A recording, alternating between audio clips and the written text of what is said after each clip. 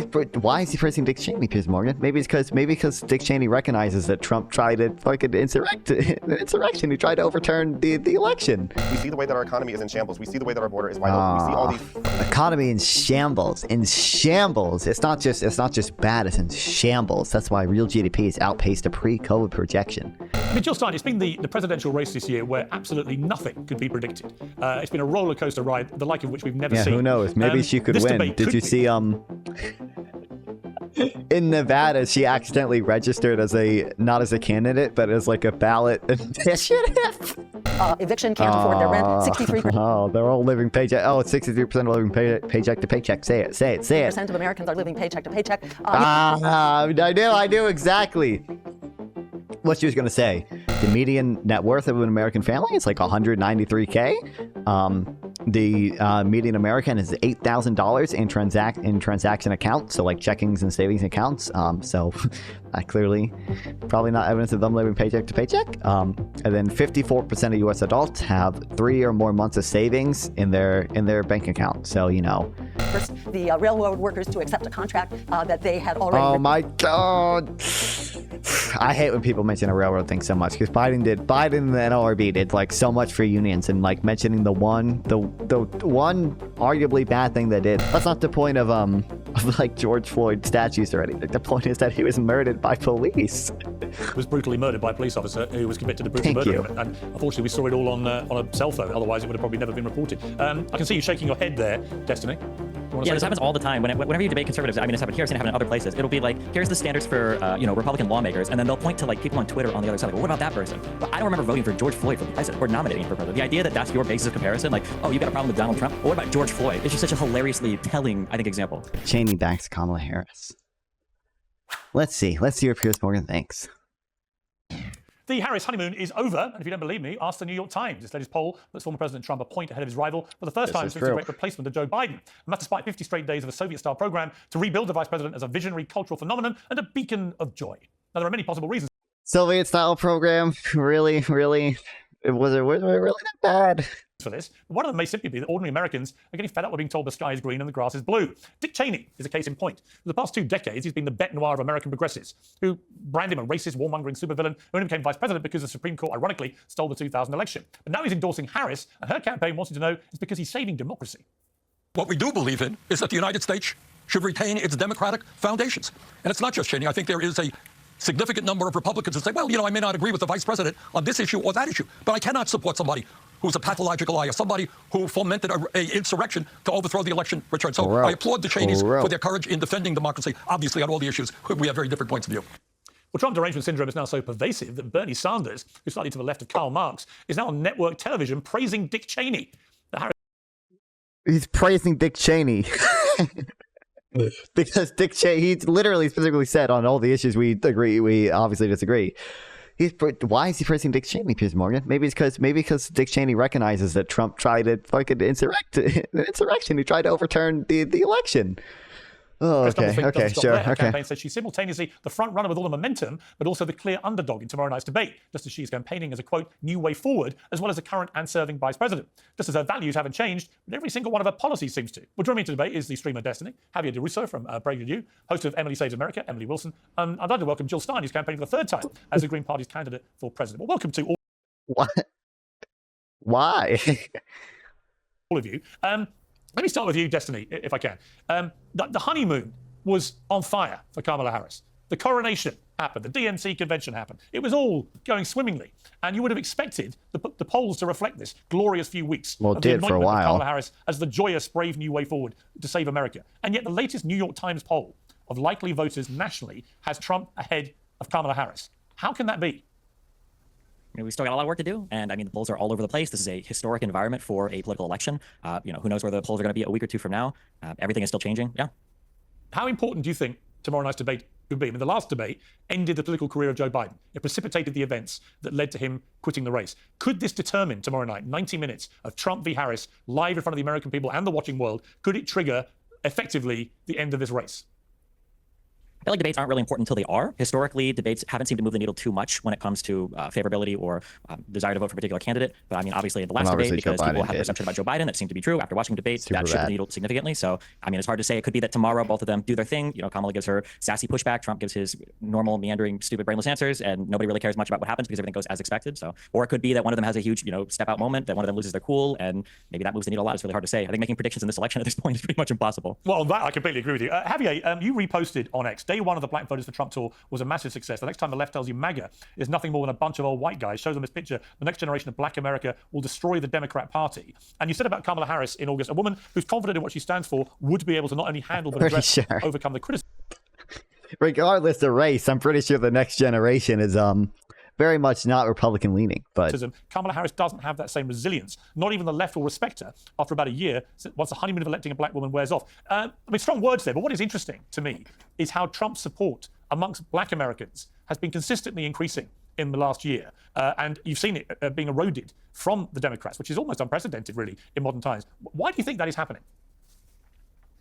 Well, it's largely happening because we're tired of being lied to. I mean, for how much longer can we have the Democrats telling us over and over that they're going to do all these great promises for us just to not follow through with anything? I mean, just look at the way back in 2020, Joe Biden went and acted like he was going to be the biggest spokesperson for BLM. Then the second he got into office, he had nothing to do with the black community anymore. We have seen these lies play out time and time again, and it's exhausting. We see the way that our economy is in shambles. We see the way that our border is wide open. We see all these pressing issues that are not being addressed properly by the Democratic Party. And at this point, it's like, what do black men have to lose? Why would we continue to go the same way that is clearly not working for us? Why don't we try something different and get away from the Democratic Party? And that's why more eyes are beginning to open up, because for far too long we were told we weren't even allowed to consider conservative views or conservative policies. We were called coons and Uncle Toms and all these different slurs. And why is that? Because they wanted to take away our power. They wanted to take away our power to think for ourselves. Economy in shambles. In shambles. It's not just bad, it's in shambles. That's why real GDP has outpaced a pre-COVID projection. Can't believe Biden and Harris would do this. What the hell? What the hell? And to go out. Is this true for any other country, by the way? I doubt it is. And seek the truth. And that's why so many more black men are starting to go for Donald Trump, because we ultimately want a better future for ourselves and for our next generations. I mean, Jill Stein, it's been the presidential race this year where absolutely nothing could be predicted. It's been a roller coaster ride, the like of which we've never seen. Who knows? Maybe she could win. Did you see in Nevada, she accidentally registered as not as a candidate, but as like a ballot initiative? I don't know if it'll actually end up being on a ballot, but like what she registered for was like a ballot initiative where it'd be like a lot of states is for abortion, where it's like, do you want abortion to be legal, yes or no? So enormously transformative in the way the last one was. He'll probably be able to get it withdrawn. But what do you think Kamala Harris needs to do to try and defeat Donald Trump tomorrow? Oh, she hates Kamala Harris. I think it's highly unlikely that this debate is going to capture the spirit of the American people. I think we're seeing the two parties basically fail. Well, I think we are seeing the two parties fail to address the healthcare crisis, to address the housing crisis, where 50% of all Americans are basically 1 or 2 paychecks away from eviction, can't afford their rent. 63%. Oh, they're all living paycheck. Oh, it's 63% of living paycheck to paycheck. Say it. Percent of Americans are living paycheck to paycheck. I knew exactly what she was going to say. First of all, the new number is 78% via that fucking payroll.org study. Get updated numbers, yeah. The reason she won't say that new number is because obviously 78% of Americans are not living paycheck to paycheck. The median net worth of an American family is like $193K. The median American is $8,000 in transaction accounts, so like checkings and savings accounts. So clearly probably not evidence of them living paycheck to paycheck. And then 54% of U.S. adults have 3 or more months of savings in their bank account. So, at the very least, those 54% should not be counted as living paycheck to paycheck. Yeah. And yet we are spending half of our congressional. Oh, and like some of these, like what she's citing is not like a study. She's citing a survey. She's just citing a like survey of like 1,000 Americans, which sometimes can be good, but also paycheck to paycheck is not like a well-defined economic term. It doesn't really mean anything. It means different things to different people, which is why if you look at, I don't know about the specific one that she's citing, but I think the one I cited earlier, that like payroll.org study, found that like more Americans were living paycheck to paycheck earning over $100,000 than Americans living paycheck to paycheck earning less than $100,000, which doesn't really make sense. So yeah. budget on the endless war machine. And by the way, the vast majority of Americans want an end to the genocide going on in Gaza, and yet, as well as a weapons embargo to make that happen. Yet we are not seeing the two major candidates actually address either of these crises. And there's basically an unwritten agreement that we will not address the basically the dominance of Wall Street and the war machine over our economy, over our lives. The voters have basically been thrown under the bus. So it's no wonder that both candidates, I think, what you see largely are people voting against the candidate that they hate the most instead of for the candidate that they want. And I'll just say that my campaign will be doing an after commentary, also addressing the same issues brought up in the election, but from a very different point of view that actually addresses the crises that Americans are facing in every dimension of our lives. It actually be about. How do you feel about Kamala Harris's U-turn on fracking? Well, she's done a lot of U-turns. I mean, this is to be expected. She puts her fingers to the wind, and basically, she's done a U-turn on immigration. She's pulling back on the tax, the increase in the capital gains tax, which Biden had promised. And this is typical. I mean, she did also propose the unrealized capital gains tax, but she's the Democratic nominee now. Democrats are a big tent party, as much as you may not like that. She kind of has to appeal to broader base of people, including moderates and independents, which is why she can't be an ultra fucking progressive lefty like you. Of the Democrats. They went into the last election saying they were going to fight for a $15 minimum wage. They wouldn't even bring that to a vote, that they would stand for workers, yet they basically forced. Yeah, I wonder why I wouldn't do that in 2020 when we had super high inflation. But forced the railroad workers to accept a contract that they had already. Oh my God. I hate when people mention a railroad thing so much, because Biden and the NLRB did so much for unions, and mentioning the one arguably bad thing they did, the railroad forcing the union workers to compromise on the railroad issue.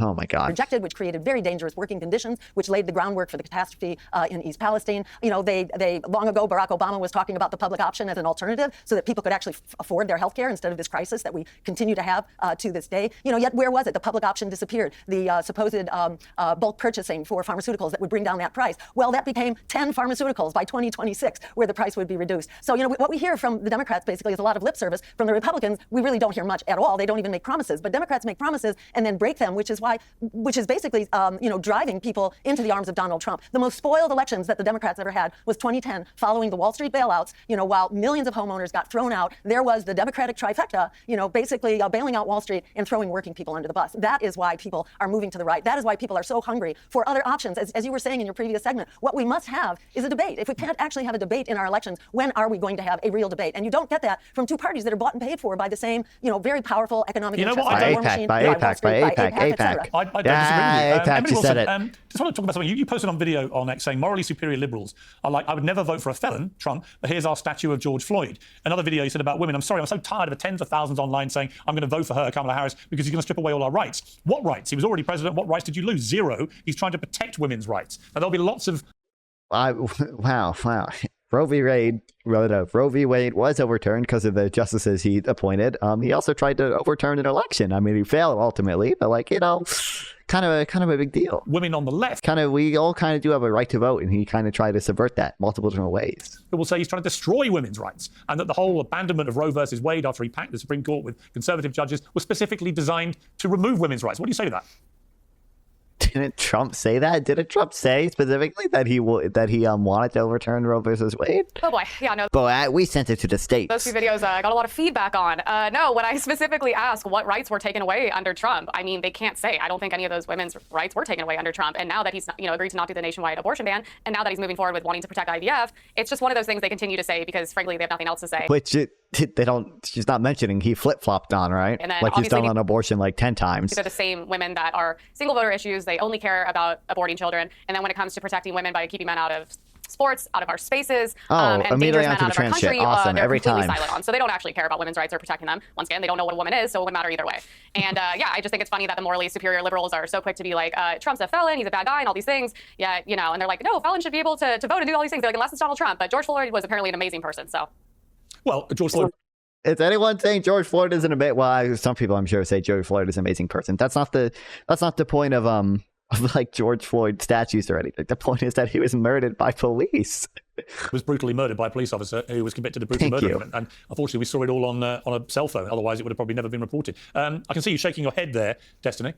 Yeah, this happens all the time. Whenever you debate conservatives, I mean, it's happened here, it's gonna happen in other places. It'll be like, here's the standards for, Republican lawmakers, and then they'll point to like people on Twitter on the other side, like, well, what about that person? Well, I don't remember voting for George Floyd for president or nominating him for president. The idea that that's your basis of comparison, like, oh, you got a problem with Donald Trump? Well, what about George Floyd? It's just such a hilariously telling, I think, example. Well, let me ask you a difficult question. Well, he was also a criminal that overdosed, but that's another situation. That still doesn't get him any closer to being nominated. Yeah, he overdosed. We're still pushing. God, I don't understand anyone who says that should not have a platform. I don't get it. Not like they should be banned. I don't think they should be banned. It's just that people should realize that they're obviously fucking retarded. But for president, the Democratic Party, I don't understand what the comparison is for. It's just funny to have different standards. You're like, this is fine, but this isn't fine. That's the whole point of that. You don't need to read that deeply into it. It's not. It's funny to have different standards. Is anyone saying George Floyd was fine? I think the point of George Floyd, Jill Stein, I know, yeah. The point is that George Floyd stuff is that he was murdered by police officers, not that like for different people. Isn't that the point, to have different standards for different people? Like, yeah, the point is I know, it's kind of the joke. It goes uplift George Floyd. They put him on murals. They have tattoos. People have tattoos of George Floyd. They uplift him as this amazing, heroic individual. And the point that she's making is less about George Floyd being president. It's the way that they degrade Donald Trump. Because yes, it is not a glorious thing that we have a presidential candidate who has felonies on his hands. But what is more her point that she's making here is that they are degrading him, making it seem like he's this awful person, like he is the worst person to ever walk this earth. But then George Floyd, who has this terrible rap sheet, he is uplifted to the heavens by the left. So it's not about him being president. Well, let's not. It's just so stupid. I'm sorry. I love my mom to death. She's one of the best people in the world. She would make a horrible president. Okay, if my mom was auditioning to be my mom, I would be #1 her supporter. If my mom was auditioning for president, I'd be her biggest hater on the internet. Like, obviously, you have different standards for different people. This is such an insane point. Why would you even try to defend this? At least let her dance. And also, the entire point is the left has different standards for everything except for Donald Trump. That's the whole point. Anything he does is horrible, but if anyone other, well, let's talk about different standards, because I found it fascinating, Destiny, over the weekend, that out of nowhere, Dick Cheney, who was named Darth Cheney after Darth Vader by Democrats for 20 years. He was to them the evil personification, the villain figure of all conservative ills in America. The guy who took America into the illegal war in Iraq, who trampled over human rights left, right, and center. And yet suddenly he pops up because he doesn't like Donald Trump. You know what? He still cares about democracy more than you do, Piers. Apparently. I'm going to vote for Kamala Harris. And rather than renounce that endorsement with great speed, which is what she should have done if she had any principles, she issued a statement saying, I'm proud to receive Dick Cheney's endorsement. What happened to the 24 years of Dick Cheney's the most, according to Joe Biden in 2008, the most dangerous vice president in the history of the United States, is what he said about Dick Cheney. And here's his own vice president saying how proud she is to get that endorsement. Do you feel a sense of pride? Endorsements are one way. He endorsed her. I mean, it represents some segment of the Republican Party that's obviously dissatisfied with trying to re-elect a traitor, an insurrectionist. Would you be proud if Dick Cheney endorsed you? Oh, she does not like the word insurrectionist. You take any endorsement you can get, of course. Really? Just because somebody endorses because somebody endorses you doesn't mean that you support their beliefs. You take any endorsement you can get. So if Adolf Hitler decides to offer an endorsement, you would accept it? A vote is a vote. Just because somebody endorses you doesn't mean that you have to. What does it mean to reject an endorsement? I don't know. The argument here probably should have been, that one guy is on House of the Dragon, isn't he? I have no clue. He could be. The argument here really should have been, If Hitler's endorsing you, he's probably endorsing you for the wrong reasons. But Dick Cheney's endorsing Kamala Harris for the right reasons. Dick Cheney's endorsing Kamala Harris because he believes Trump poses a big threat to democracy. That's the. Adolf Hitler to win power? Well, right now I wouldn't because Hitler's dead. So I don't know what is the point? Do you have to go around and try to disavow different segments of voters that are voting? This is such a nonsense question. It's actually a very good question. It's a very good question. But I'm going to bring in a living figure. If Kim Jong-un, I have not seen House of Dragon. Decided to offer an endorsement to Kamala Harris, should she accept it or not? When you say accept an endorsement, should you have a formal ceremony celebrating it? If Kim Jong-un today said, I endorse from North Korea Kamala Harris to be president of the United States, would you think she should accept that? Tell me what you mean when you say accept it. Should she tell him no, don't vote for me?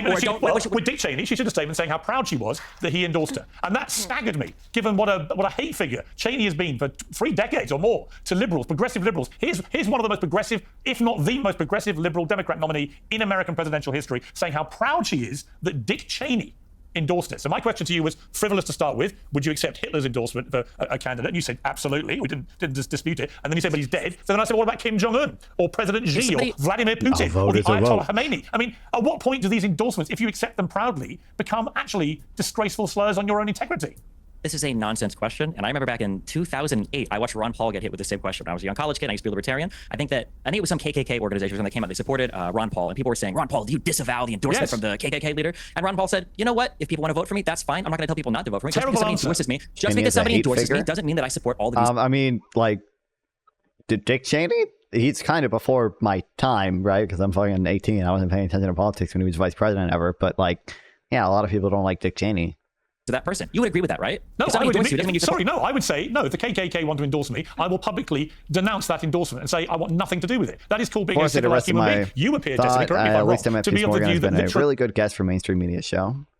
I haven't really seen him on any mainstream media shows. I've only seen it on his own uncensored show. Any endorsement that helps. But he did bring Twitch politics panel into the mainstream. So that being said, Piers Morgan is an ADL mouthpiece. You win power, it's absolutely fine, even if they're genocidal maniacs.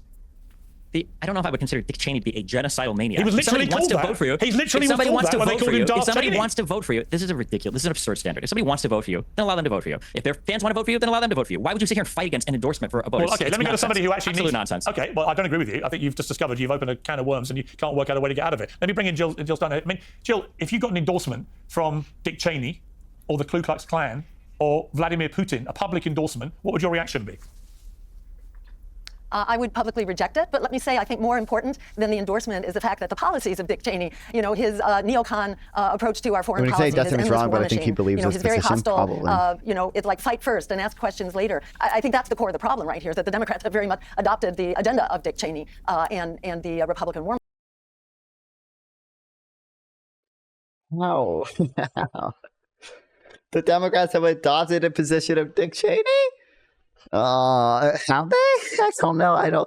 Kamala Harris, just because now she doesn't support, or now she is not in favor of banning fracking. That is the same as Dick Cheney. Can't believe it. That is the more critical problem here. Oh, the war machine. Okay. The endorsements. But yes, absolutely, I would certainly reject those. Meanwhile, Trump is saying, obviously Trump was retarded when he says that, but Trump is saying, like, if you don't vote for me, Israel will be gone in a few years. I mean, we've got a picture. The real problem here is that the Democrats have really adopted. I want to show a picture. This is a view with a world leader. Let's take a look. It's you sitting at a table with Vladimir Putin. So if Vladimir Putin, oh my God! Thank God he brought this up. This is so funny. Yes. Offered you an endorsement, what would you say?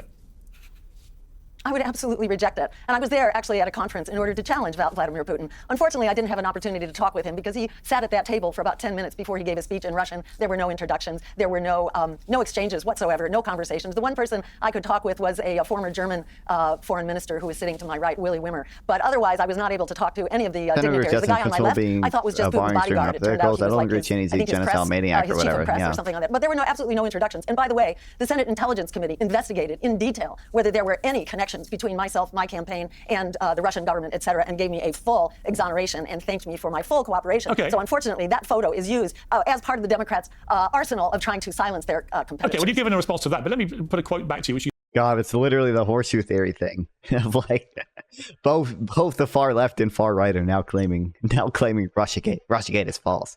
So you attended a Russian event? Yeah, I don't know anything about Jill Stein's involvement with Russia, but I know pretty sure she does have a retarded take on Russia, Ukraine. So, you said in February regardless of what her involvement is with it, 2024, Russia's invasion of Ukraine was a provoked response to the bigger, more murderous and illegal game plan of US empire. In 2014, the US backed a coup in Ukraine led by far-right insurrectionists. It was a giant step towards the goal of adding Ukraine to NATO. See, I don't really care if she's funded by Russia or not, because if she is saying this, you might as well be. Like, even like you're either funded by Russia or you're so retarded that you repeat Russian talking points to the extent that they would be willing to fund you, like Tim Pool. So. And putting hostile bases and nuclear-capable missiles right on Russia's border. That sounds like a fairly ringing endorsement of Putin's invasion. Well, what you didn't include was the first part of that quote, which was actually a condemnation of Putin's invasion as likewise being murderous and illegal, which it was. But the point is that it was totally avoidable, and once it occurred, it was actually quite fixable, and unfortunately, the U.S. and the U.K. disrupted the peace accord, which was well underway, a peace treaty between Ukraine and Russia, and the U.S. came in and the U.K. came in and said, no way. So that is the problem. This has been ginned up for a long time. It's a very unfortunate circumstance that puts us all at risk. This is like, think of this like the Cuban Missile Crisis in reverse.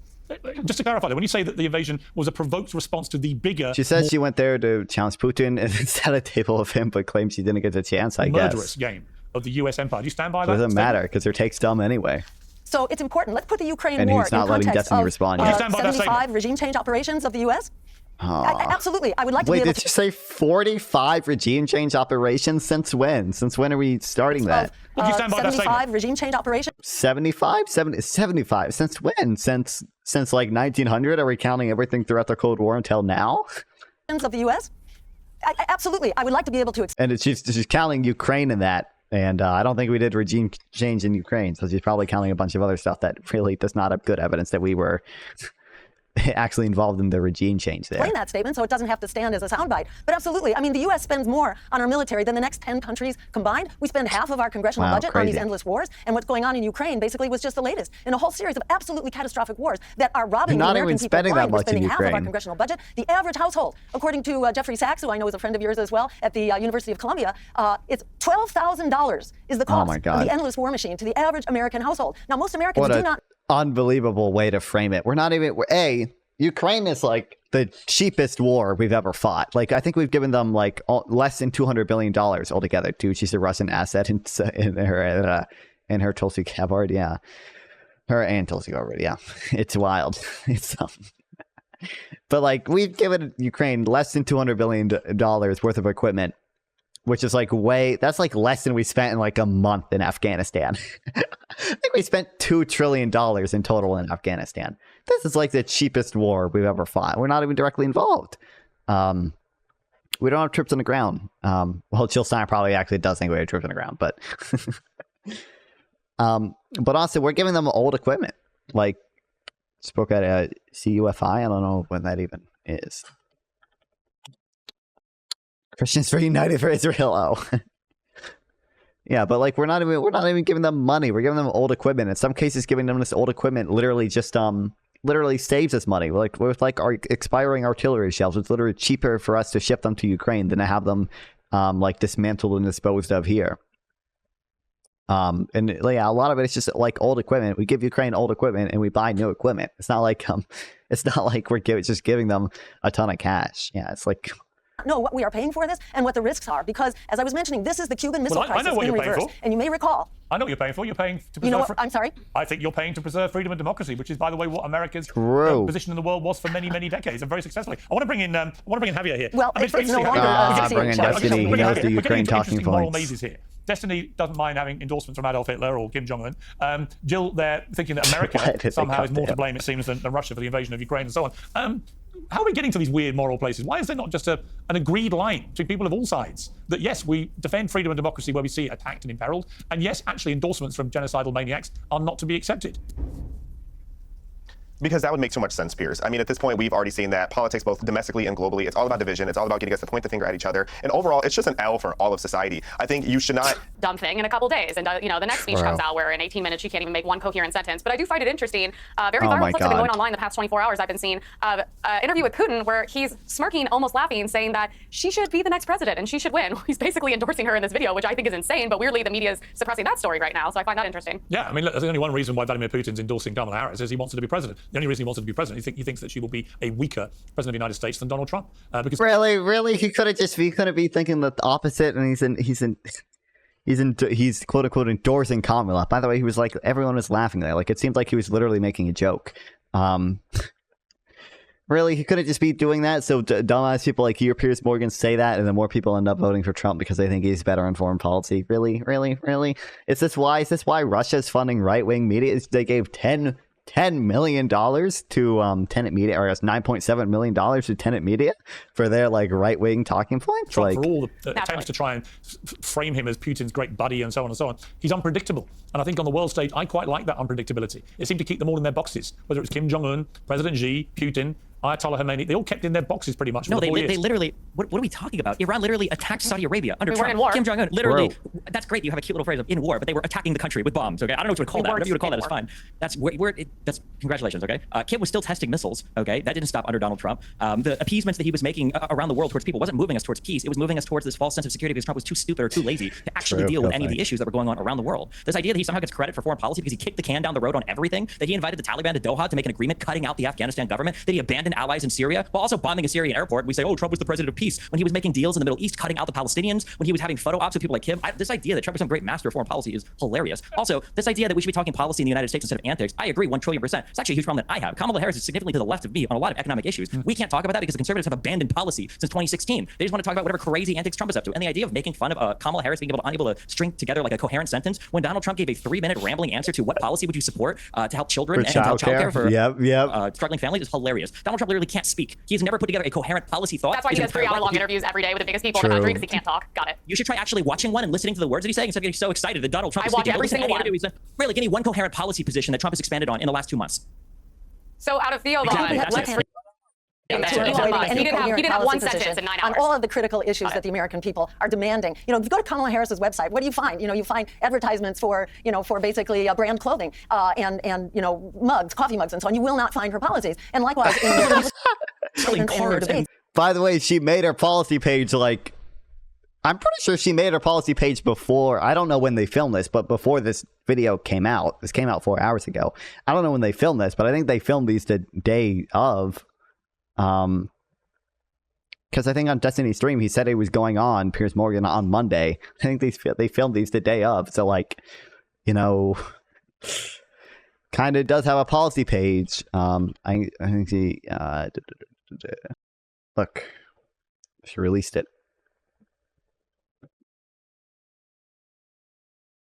We are not seeing coherent policies, and they're not being debated. Why? Because they're both being funded by the billionaires, by the oligarchs, by the upper 1%, and you have the parties enforcing that. If you saw the footage from the DNC, from the floor of the DNC, you saw the ring of corporate suites up at the top costing anywhere from $500,000 to $5 million. That is the power in the House, both for the Democrats and the Republicans. That is why we badly need to open up this political process, and that is what the American people are demanding. You know, it's the American people who are locked out of this discussion.